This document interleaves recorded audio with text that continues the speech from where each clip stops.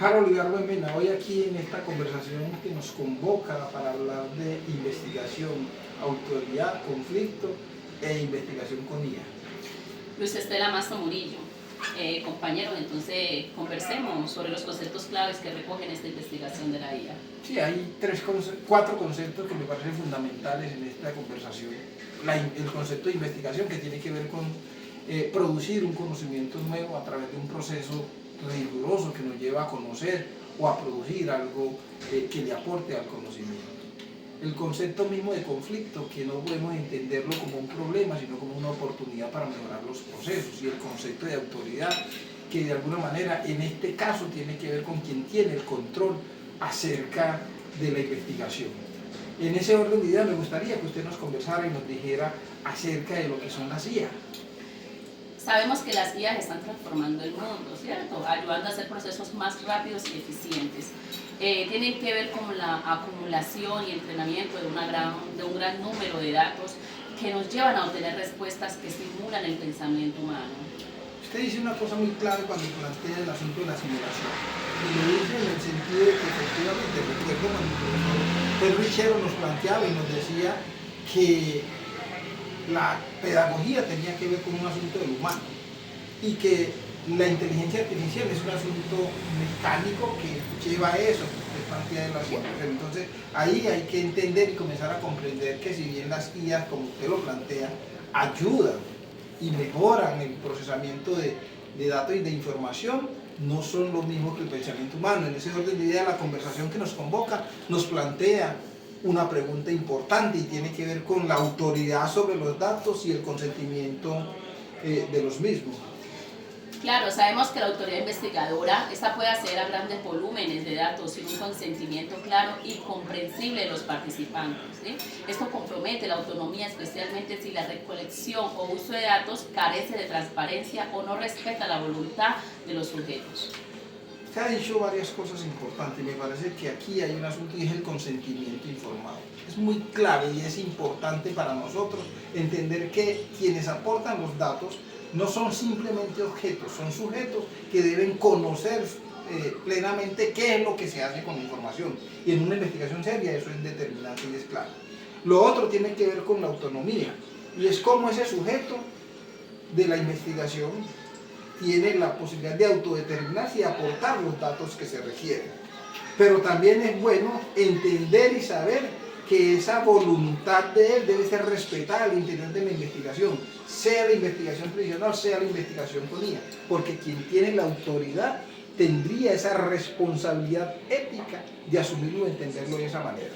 En ese orden de ideas hay otro concepto u otros conceptos que nos convocan y que es bueno tenerlos en cuenta. Y tiene que ver con la manipulación y la falta de manipulación en la investigación. ¿Usted qué nos puede aportar, qué nos puede decir sobre este particular? Sabemos que la manipulación en este caso es la autoridad puede delegar decisiones a sistemas de inteligencias artificiales sin comprender su funcionamiento, es decir, la caja negra, o sin evaluar su impacto ético. Esto vulnera principios de justicia y responsabilidad. Aquí hay dos cosas que es muy importante. Lo primero es que sí es la responsabilidad ética de quien investiga con IA entender y comprender qué es y cómo funciona. Yo no podría hacer investigación con IA en la medida de que no sé cómo funciona, porque sería precisamente irresponsable éticamente. Y el otro es la responsabilidad ética que me asiste de saber cómo se usan esos datos y saber que si los pongo con la anuencia de los sujetos que han aportado la información y que efectivamente no voy a vulnerar su integridad ni a vulnerar su personalidad a través del uso que hago de los datos, porque no los manipulo, es decir, no los uso a mi antojo, sino con esa responsabilidad ética que nos asiste. Entonces, en términos de lo que tiene que ver con la falta de supervisión, ¿qué puede usted aportar y decirnos? En la falta de supervisión, en esta la ausencia de supervisión y rendición de cuentas debilita la confianza y puede generar daños no previstos ni corregidos a tiempo en la investigación. Listo. Y hay un asunto que es clave, compañera, y es clave en la medida de que efectivamente si me comprometo a ser investigador, usted nos está planteando esto, debo estar supervisando constantemente para evitar un asunto de mal uso de los datos o que los errores no sean corregidos a tiempo, o lo que es peor, caer en un asunto de lo ético profundamente dañino, no solo para los sujetos, sino para el trabajo mismo. Entonces, creo que aquí hay, y entre lo que hemos planteado, hay otro concepto clave que usted nos podría aportar y tiene que ver con el desequilibrio de poder y el uso indebido de los datos. ¿Qué nos puede decir eso? El desequilibrio de poder, en esta la autoridad investigadora puede influir indebidamente en los participantes, ¿sí? Especialmente si estos no comprenden el rol de la guía o las implicaciones de su participación. Esto compromete la dignidad humana, sobre todo en contextos vulnerables. Aquí hay un asunto y cuando hablamos de la dignidad humana, yo creo que la dignidad humana es un asunto que no puede ser negociable. Y quien ejerce la autoridad en una investigación tiene que comprender eso. Y vuelvo y repito y reitero lo que estaba planteando en términos de lo que es utilizar la CIA como una herramienta que ayuda y facilita y mejora los procesos de investigación, que los agiliza. Es decir, si quien ejerce la autoridad en el proceso de investigación, es decir, quien coordina esa investigación, no tiene manejo de la CIA, muy complejo que lo haga porque puede caer en un problema no solo ético, sino en un problema de vulnerar y dañar al ser humano. Y eso no es pertinente. Entonces, en ese orden de ideas, ese uso indebido de los resultados, ¿usted qué nos puede decir alrededor de eso? En esta la autoridad podría emplear los resultados de la investigación, ¿sí? Para fines distintos a los declarados, en ejemplo pues, comerciales o de vigilancia, y vulnerado la confianza y el deber de no maleficencia. Bueno, entonces, de acuerdo a lo que usted nos plantea, hay que entender que el asunto de la autoética aquí juega un papel importante. Es decir, el que ejerce la autoridad tiene que tener un principio de autoética profundo, porque sin ética no hay transformación.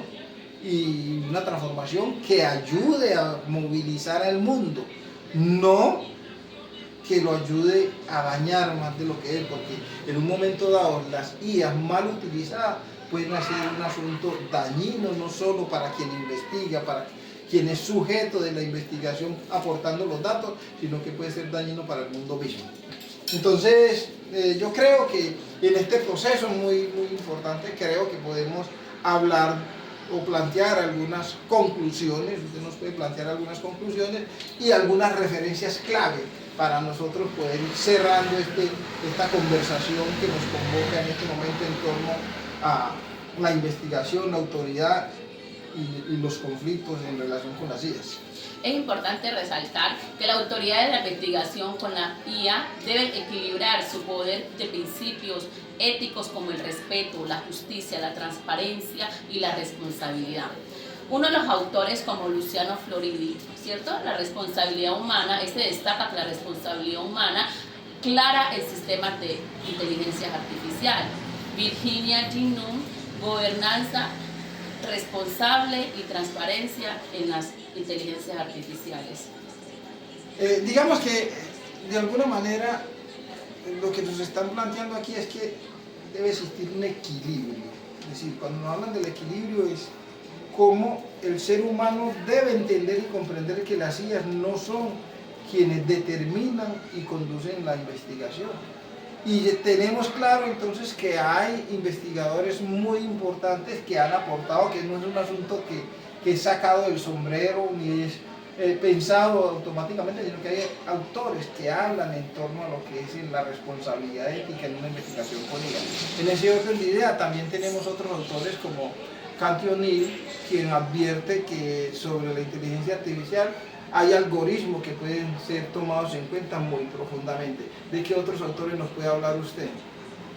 Sobre Mark Lotanero, también respeto a los derechos humanos y supervisión externa.